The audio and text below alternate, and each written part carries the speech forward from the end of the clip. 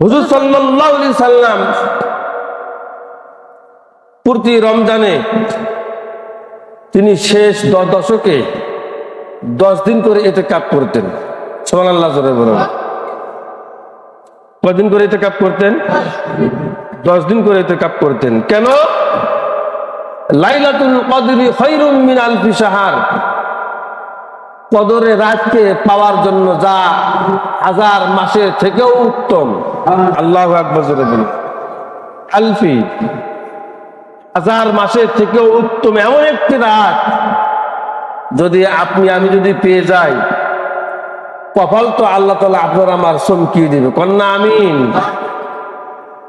তাহলে সারাটা বছর দেখবেন লোকজন চায়ের দোকানে আড্ডা দেয়, বিড়ি খায়, সিগারেট খায়, সিঁড়ির দোকানে বিভিন্ন সময়ে মানুষ 2 ঘন্টা 3 ঘন্টা 4 ঘন্টার সময় হলো দিবে, কিন্তু এই লাইলাতুল কদরে এমন একটি রজনী আমরা পাবো, জীবনের গুনাহ খাতা মাফের গ্যারান্টি আল্লাহ তাআলা নিজেই দিয়েছেন। কিন্তু সেই রাতটাকে আমরা অবহেলা করে, অবজ্ঞা করে আমরা জীবন থেকে বিয়োজন হলো করব শুধু তামাশার ফলে, তামাশা করে। কিন্তু এই রাত্রিতে আমরা ইবাদত করার জন্য উপযোগী কোনো সময় বেছে হলো নিব না, এটা মানে হতে কি পারে না।